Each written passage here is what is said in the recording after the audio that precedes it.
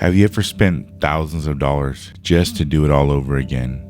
Today I'm talking about paying jobs that failed, parts or materials that I regret buying, trusting the wrong people, and trying to cut corners that cost me more than doing it right the first time.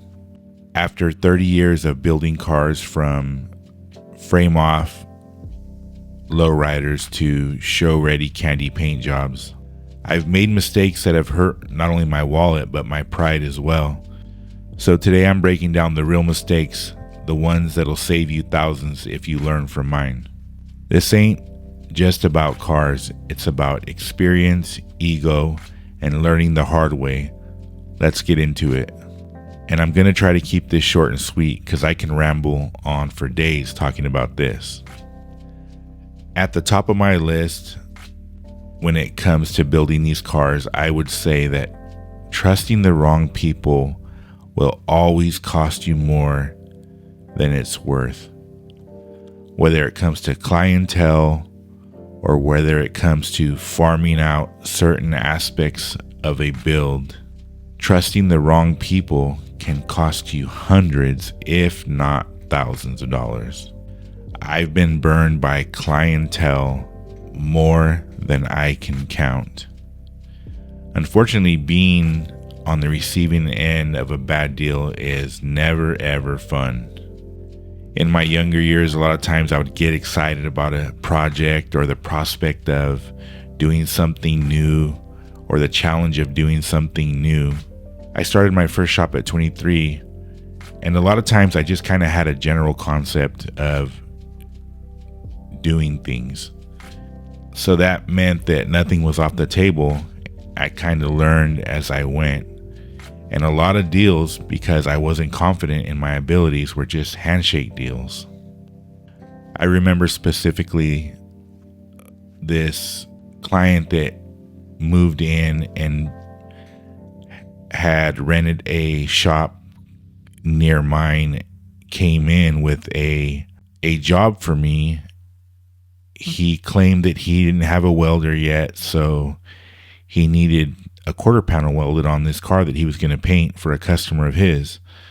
So we made a deal, and I think I charged him somewhere to the tune of like between $1,500 and $1,800 to weld this quarter panel on. It was so long ago that I don't remember the specifics of it, but I remember that it took me a few days. I knew how to weld already at this point, and I had replaced a few quarter panels. It was in one of my first shops that I had, so I didn't have a ton of experience. But nevertheless, I took on the job and I knocked it out. And I remember when he came to pick up the car, he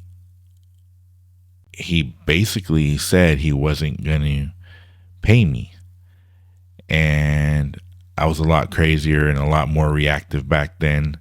So I remember getting the keys out of the ignition because I had washed the car. I used to wash every car and kind of do a light, quick detail or vacuum it out. I was trying to give the best presentation when people would come to pick up their cars. So I remember taking the keys out of the ignition and standing in between the doorway of the car on the driver's side.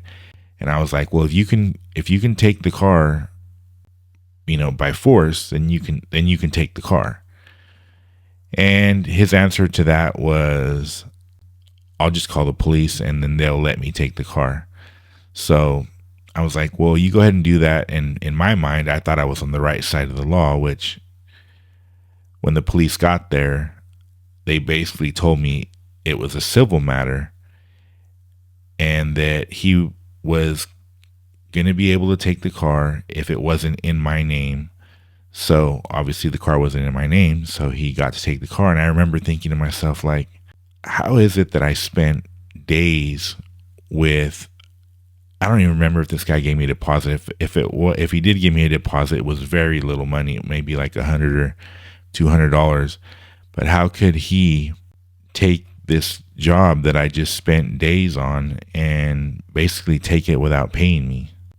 And then after doing some more investigation, I figured out that because I wasn't registered with the Bureau of Automotive Repair, that I had no case whatsoever. That if I tried to take him to court, and because it was also a handshake deal, that I had no evidence of the work being done at all. So I would have lost either way. So basically, I was just out of all that time and out of all that money that I just spent on doing this project for this person. Over the last 30 years, when something like this would happen, it just stopped surprising me. I used to actually be a nice guy, but dealing with some of these really terrible and shitty customers somehow hardened me. And that brings me to my next point, which is always get it in writing.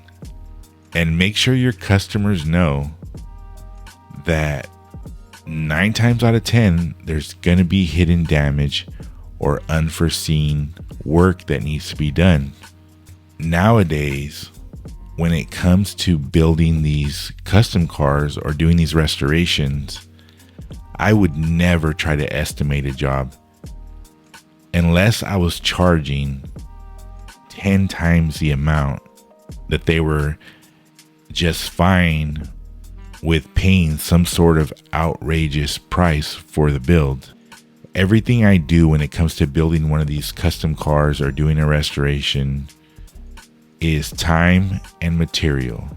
But even then, no matter how much money you think your client or how wealthy your customer is, you're always going to get to a point or a situation where the customer thinks that they're spending way too much money on the car.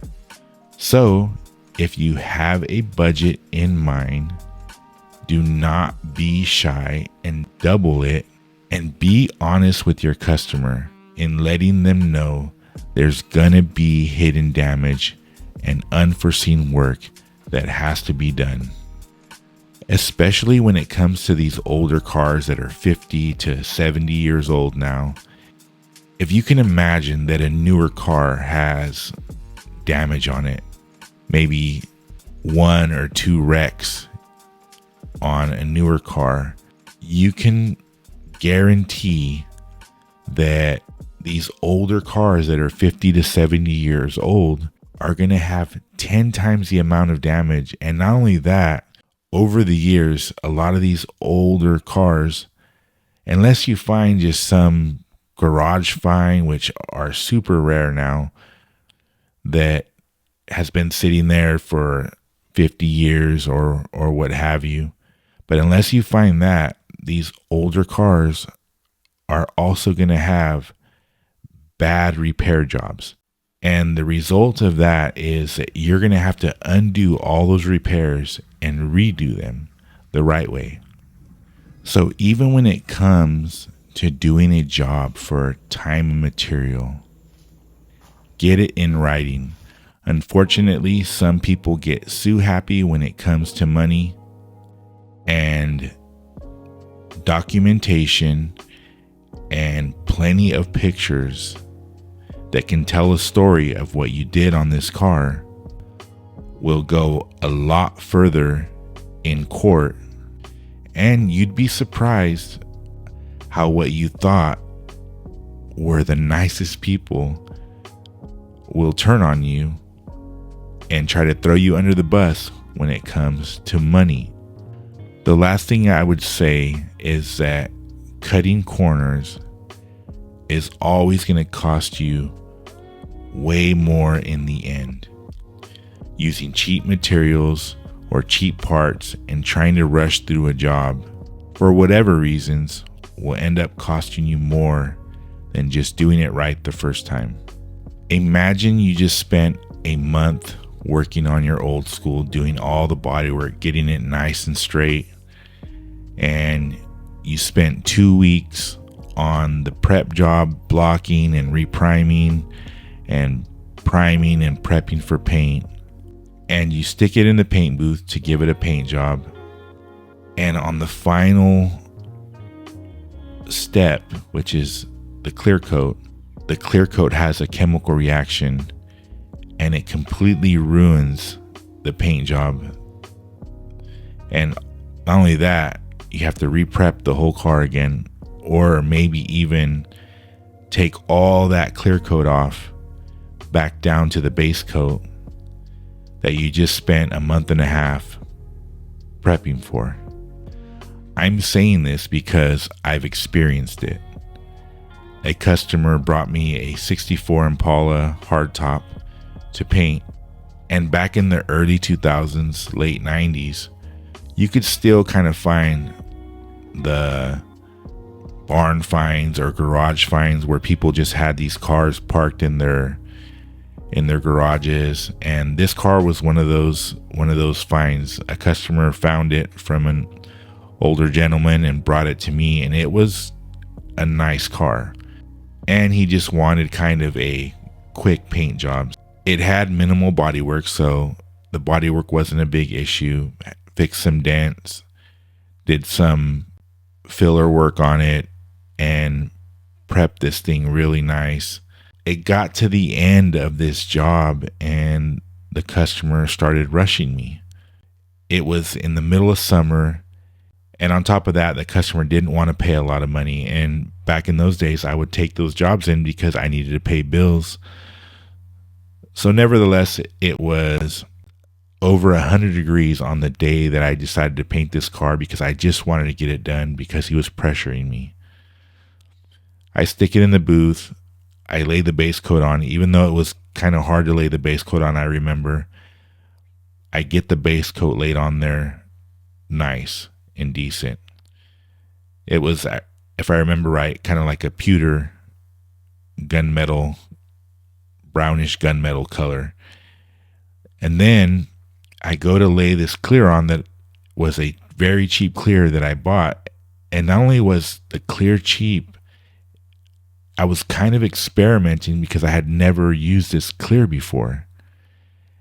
And when I go to lay this clear on, it was drying so fast that I had to get it to lay down and not be so orange peely, I had to really, what I call like pound it on, or really like lay it on heavy. And when I did that, because it was so hot out, the clear started having a solvent reaction where the top layer starts drying before all the solvents can escape. And when that happens, it just leaves white streaks, and it's basically little micro bubbles from the solvents trying to escape, and the top of the clear drying so fast that it traps all these little micro bubbles in there, and it just left streaks all over this car that I just spent a month and a half basically on prepping and doing body work on. So needless to say, I had to spend double the money, and not only that, I had to buy better materials this time, so it ended up costing me more money. And all that time that I spent prepping the car was wasted because I had to re-prep the whole car and get most of that clear coat off and repaint this whole car again. So needless to say, cheaper isn't always better. You're better off contacting your customer and telling them that you're going to need a little bit more money for a little bit better material, so that you know that at the end of the day, when you paint this thing, that it's going to come out the way you want it. And 9 times out of 10, your customer will understand. If you're used to spraying a certain paint, then go with that. Because like the old saying goes, if it isn't broke, don't fix it. If you made it this far into the video, I appreciate you watching.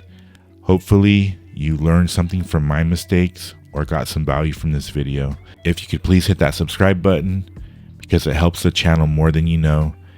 Also hit the like and notification bell so you can be notified when I drop these videos. I would appreciate it. If you've experienced any of these things or just feel like dropping a comment, please do so in the comment section down below, and I'll catch you on the next video. All right, I'm out.